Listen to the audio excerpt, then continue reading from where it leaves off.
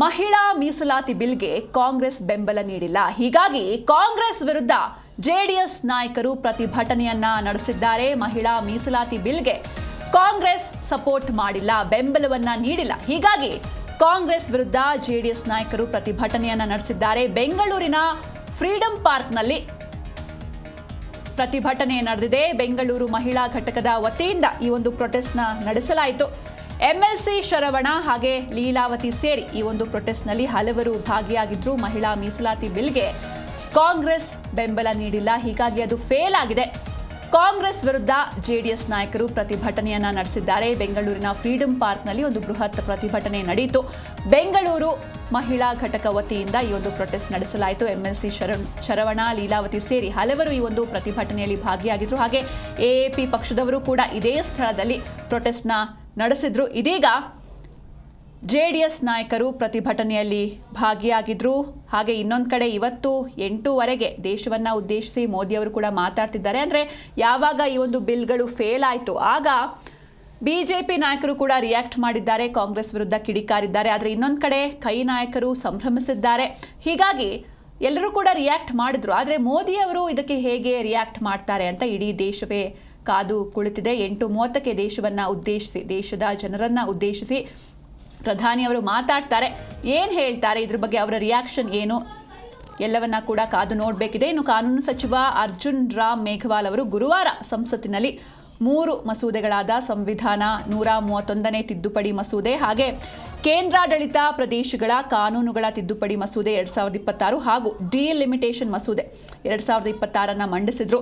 ಈ ಮಸೂದೆಗಳು ಲೋಕಸಭೆಯ ಗಾತ್ರವನ್ನು ಹೆಚ್ಚಿಸಲು 2011ರ ಜನಗಣತಿಯ ಆಧಾರದ ಮೇಲೆ ಸೀಮಾ ನಿರ್ಣಯವನ್ನು ಆಕ್ಟಿವ್ ಮಾಡೋದಕ್ಕೆ ಮತ್ತು ಈ ಸೀಮಾ ನಿರ್ಣಯದ ಆಧಾರದ ಮೇಲೆ ಮಹಿಳೆಯರಿಗೆ ಮೀಸಲಾತಿಯನ್ನು ಜಾರಿಗೆ ತರುವ ಉದ್ದೇಶವನ್ನು ಹೊಂದಿತ್ತು. ಆದರೆ ಇದಕ್ಕೆ ಬಹುಮತ ಸಿಗಲಿಲ್ಲ, ಹೀಗಾಗಿ ಫೇಲ್ ಆಗಿದೆ. ಇದನ್ನ ಖಂಡಿಸಿ ಜೆಡಿಎಸ್ ನಾಯಕರು ಪ್ರೊಟೆಸ್ಟ್ ನಡೆಸಿದ್ದಾರೆ.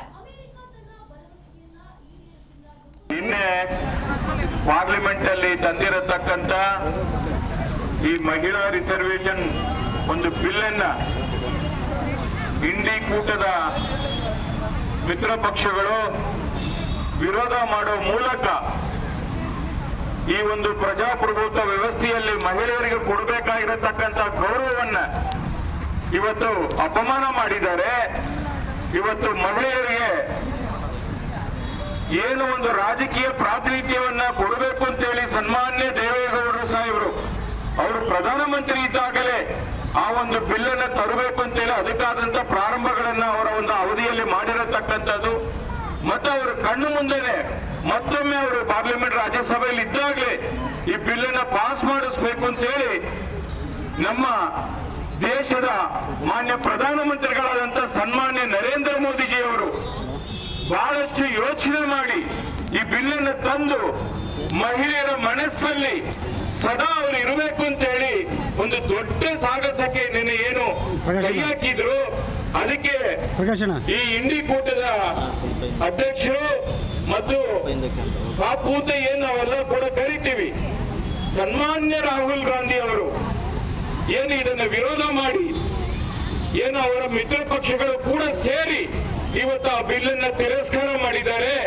ಅದಕ್ಕೆ ಜನ ಮುಂದಿನ ದಿನಗಳಲ್ಲಿ ಮಹಿಳೆಯರು ಇನ್ನೇನು ಚುನಾವಣೆ ಬರ್ತಾ ಇದೆ 5 ರಾಜ್ಯಗಳ ಚುನಾವಣೆಯಲ್ಲಿ ತಕ್ಕ ಪಾಠವನ್ನ ಕಲಿಸಿ ನಿಮ್ಮನ್ನ ಮನೆ ಕಲಿಸುವ ಮೂಲಕ ಜನ ಉತ್ತರ ಕೊಡ್ತಾರೆ ಅಂತೇಳಿ ಈ ಸಂದರ್ಭದಲ್ಲಿ ನಾನು ಹೇಳಲಿಕ್ಕೆ ಬಯಸ್ತೇನೆ.